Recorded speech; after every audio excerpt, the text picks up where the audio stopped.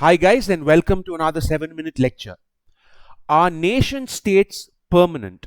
This might seem like a question with an obvious answer to some, but many of you might be surprised at the number of people who have never pondered this question.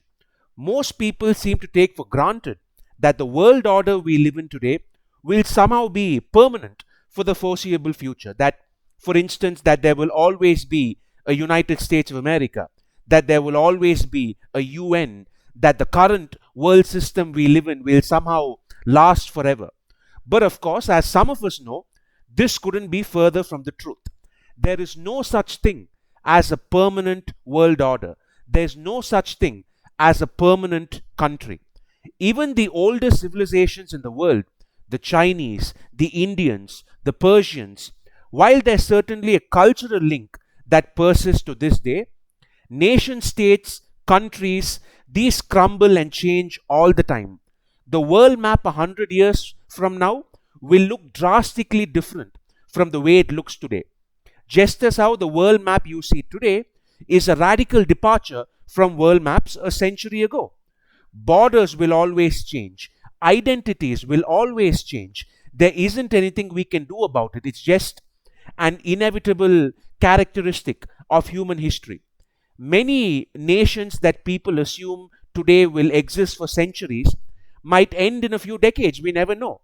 The only thing history teaches us is that things will change. So why is it that most people can't see this? Why is it that most people simply believe their present status quo will be something permanent? Firstly, we have to recognize that most people don't project that far into the future. So for the majority of humanity, it's the foreseeable future that matters, right? Anything beyond that is irrelevant. And in a sense, they are absolutely right.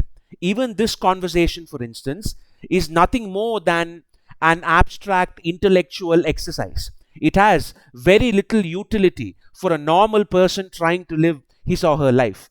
So to most people, it doesn't really matter if borders and territories change over a period of time, as long as it's something in the distant future.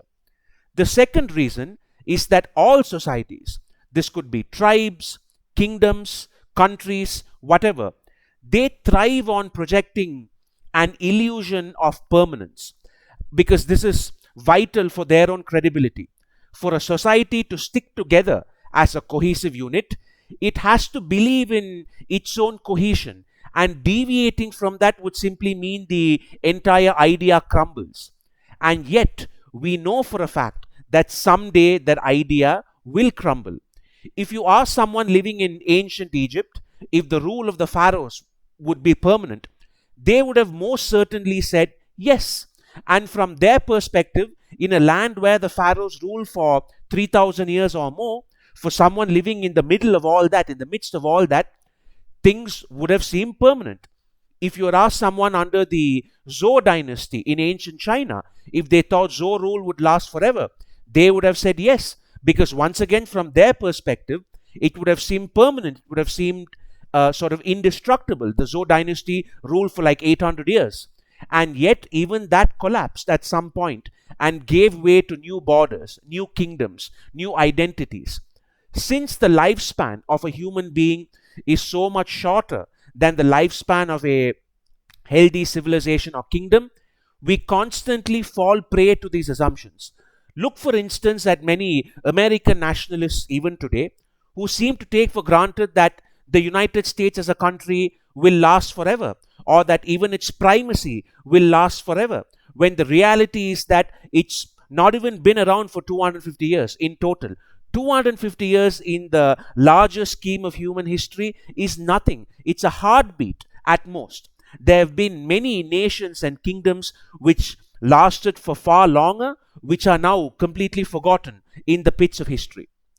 The reason this specific question of whether the nation state is permanent or not is particularly interesting in the modern context, in modern times, is because, as you all know, the world is seeing a resurgence of sorts when it comes to nationalism, where globalist values are being rejected by voters around the world, and we see strong nationalist movements gaining a lot of traction.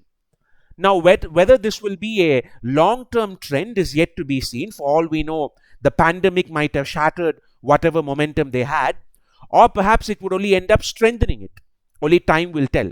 But whatever happens in that regard, the one thing we do know for sure is that many people are convinced of not only the greatness of their own countries, they're convinced of the permanence of their own borders, they're convinced of the stability of their own national identities. And my appeal to them is to look at history and to free themselves from this illusion, to break free of these invisible shackles which cripple our understanding of history.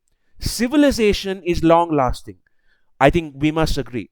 Culture is long lasting. But the nation state itself, as we know it, countries as we know them, these are all more often than not just a blip, just a flicker in world history. And I hope we all keep that in mind. So that's it, guys. I hope you enjoyed this quick lecture.